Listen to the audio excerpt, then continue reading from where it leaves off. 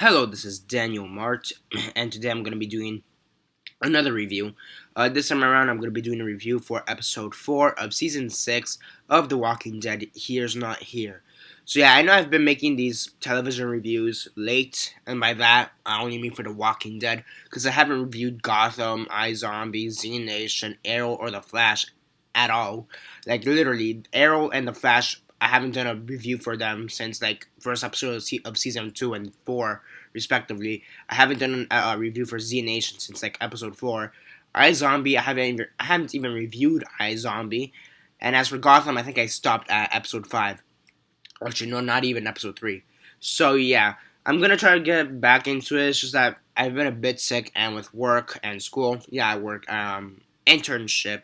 I'm not gonna get into it that much. But yeah, I have internship. Sadly, I don't get paid. I wish I did get. I wish I got paid. But you gotta do what you gotta do to graduate. So I get paid in hours.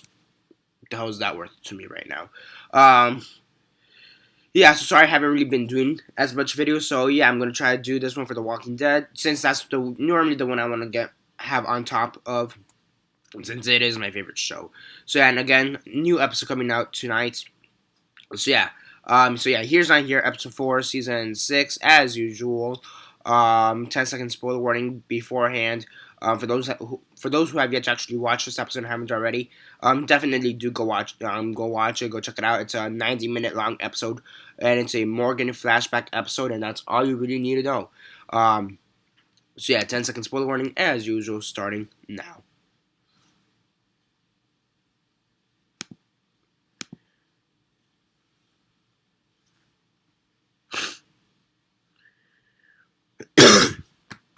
Okay, so 10 seconds are up.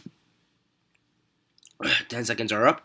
So for those who have yet to actually watch this episode and haven't already, please don't comment down below or be messaging me. That never gave you a fair warning, because as usual, I did. So yeah, here's on here, episode 4, season 6 of Walking Dead. As usual, quick synopsis, Lex in the 6, and then the rate. So basically, it starts off in Alexandria for like a quick second, and we see Morgan. He's visiting the wolf, the one with the long hair, and basically Morgan tells the guy that, at one point you told me that you wanted everything from me, so now I'm gonna give you everything from me. Hence how he became from the serial killer, pseudo-masochistic serial killer from all the way back in season 3 in Clear, to the peaceful kind of sensei judo Jedi ninja turtle crap that he is now. Okay, it's not crap, but you know what I mean. Not killing is kind of a detriment at this point. Or not being able to kill is kind of a detriment. I mean, we know he could kill, but so yeah. So basically, the flashback starts back at his apartment where we saw him in Clear, and I guess he sets the place on fire for whatever reason, and he's able to get out of that place with a few supplies, with a bag of supplies, a gun, a staff. It seems like a rifle, from what it seems. Well, not a rifle exactly. A gun. Let's just say with like one or two guns. He's able to escape with one or two guns. His a staff, more like a spear, not the bow staff that he has now, but more like a spear, and a backpack with some supplies, and some clothes. So yeah, so he's able to leave, and he goes into the. I was about to say going into the jungle. He goes into the forest and starts making his own small little camp again. He has his own. He again puts on the words he normally sees. That we saw in the apartment. Clear. Here's not here. Every single act is pointless. Whatever. And we see him kill these two people at first, just because they're people, because he's crazy and he needs to clear. Eventually, he runs into Eastmen, who's this new character, who's basically the person who taught him how to calm the fuck down, basically. Yeah, sorry, again, I'm sick. Yeah, basically, Eastman, he really interesting character, even for one episode. Really cool how they make us care for the character in an instant. Basically, quick backstory on him. He's a forensic. I guess you could say forensic.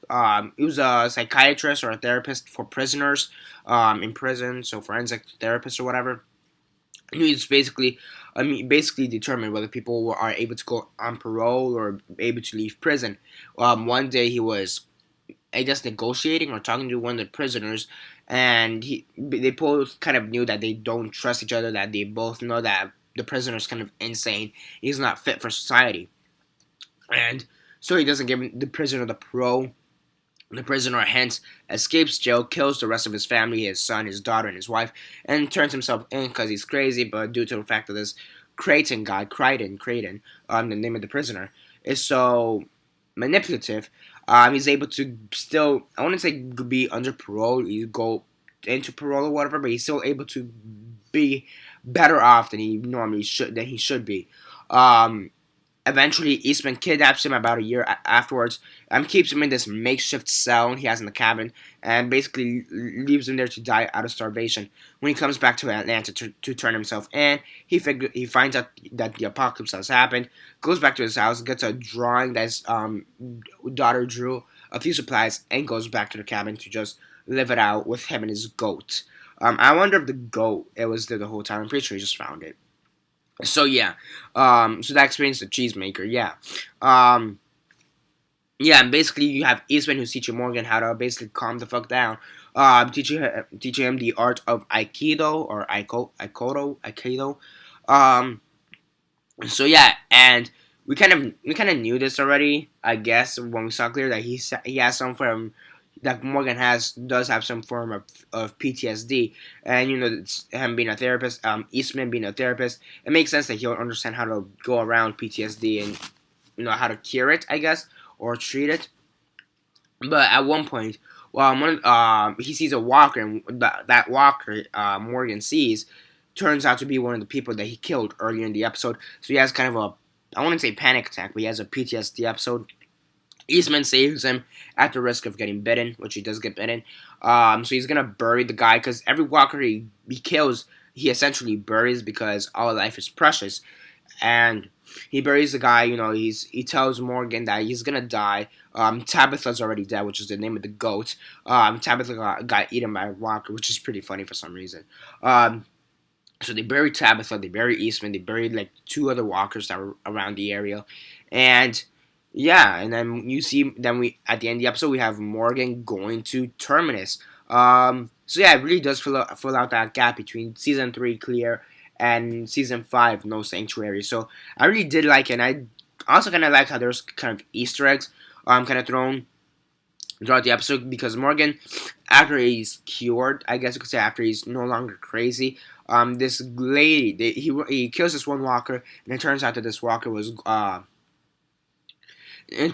one walker was going after these two people, survivors, and the female survivor gives him a can of food and a bullet. So that's one thing to keep out. And also Eastman, also at the end of the episode, he gives him a lucky rabbit's foot and a small book for Aikido, for the art of Aikido. And the reason I'm pointing those three things out is because when Morgan gets into the church, and four walls and a roof, I want to say, or in Coda, sorry. When he gets there in Coda at the end of season 5, the mid-season finale, he puts all three things on the altar. The rabbit foot, the bullets, and was it the book? It was, I don't know, or no, sorry, I think it was the book. Also, but it was also funny because Eastman also had these like berries or whatever, like, or I don't know if they're berries like gummies. But I also remember Morgan at some point also like eating them or having them. I don't know if that was in Alexandria or the altar as well. But I remember it's like these like berries. I think he called them like go-go berries or something like that. That was pretty, or goo-goo berries. So yeah, overall really great episode. And it is a slower episode, which makes sense after what we've seen in the past 3 episodes with First Time Again, JSS, and what's the other one? First Time Again, JSS, and Thank You. It's been a crazy episode. First few episodes. I mean, the first episode you have the fucking Walker Herd. JSS we have the Wolf Attack, and then Thank You. Thank you for killing off Glenn. Yeah. Stephen Yeun. By the way, Stephen Yeun's name, the actor for Glenn, doesn't appear in the credits anymore. So does that mean he's dead? I don't know. So yeah, overall great episode, great writing, great writing, great acting as usual.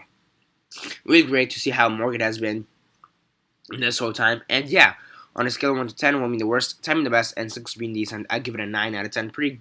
It's a really great episode.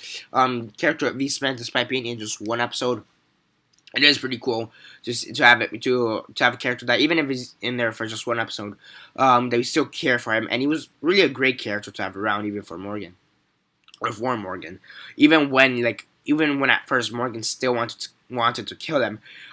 There's the one scene where he lets him out of the prison cell for like a few seconds, and they're already fighting.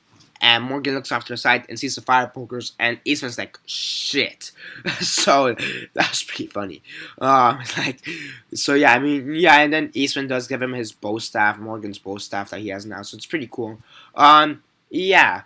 Really great character as a whole. So yeah, again, 9 out of 10 is what I'd give this episode. And yeah, that's basically it for this review. Subscribe if you haven't already subscribed. I do movie reviews, TV show reviews, and comic book reviews. Comment down below on your thoughts on the episode. Have you seen it? And if not, why not? And if you have, what are your thoughts on it? Comment out that down below. Let me know. Like the video, share on Facebook, Twitter, MySpace, or whatever you prefer. And that's basically it for now. This is Daniel Mart signing off.